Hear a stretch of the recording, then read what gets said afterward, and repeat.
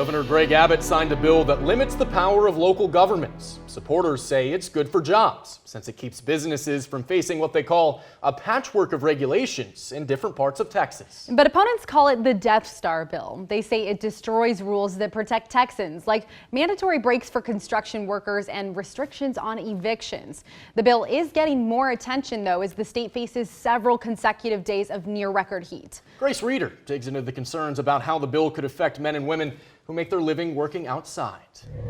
Union representatives say local rules that help keep these construction workers safe are about to be stripped. Governor Greg Abbott signed what opponents call the Death Star bill into law. It was really disappointing to see that the governor signed that bill. I think that for cities throughout the state, it's going to tie their hands in setting policies that are meant to protect the citizens of their areas. One of the local ordinances that's going away, Austin's mandatory water break for construction workers. It's been in place since 2010 and requires a water break every 4 hours. Texas leads the nation in construction worker fatalities, particularly from overexposure to heat. The president of the local Associated Builders and Contractors of Texas says safety on job sites is important to them too, but that mandatory water breaks are just a small piece of the puzzle, and that the bill will make it so that companies can act consistently. In one case, one of my members has 19 active job sites in different jurisdictions, and having that consistency from job site to job site is really, really critical. Meanwhile, the Texas Association of Business says this particularly helps small businesses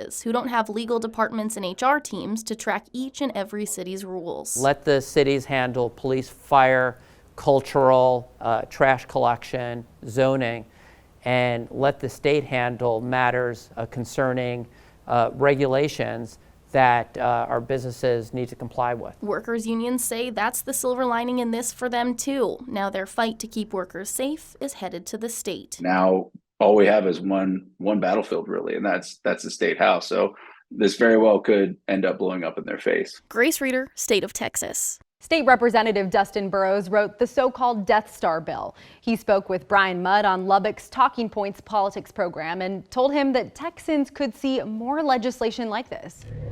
And I'm so proud of that bill, and I think it is going to be a boon to the Texas economy, creating more jobs, more revenues, and more prosperity for the long run. And you've mentioned at least the possibility of keeping an eye on things and adding more oversight of some of these local governments as well. Is there anything particular you have your eye on? You mentioned a lot there already. Well, we keep watching it. We saw the other day in Dallas where they were going to start firing employees who didn't use somebody's pronouns correctly. We're starting to see things like that. So we may have a new reason we have to get involved. We saw in San Antonio where they were trying to basically, allow thieves to get away with committing crimes up to a certain amount of money.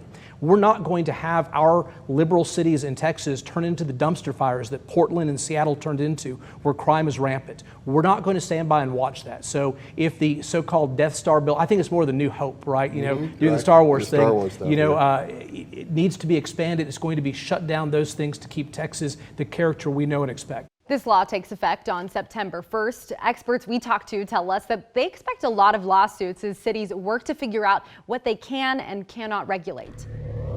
A tax cut for the ages, the Senate's attempt to bring Texans a huge property tax relief package amid the standoff between the state's top leaders. Maps 5 years out of date and a much-needed mobile payment app abandoned. Our investigation uncovers more problems facing a Texas toll road system.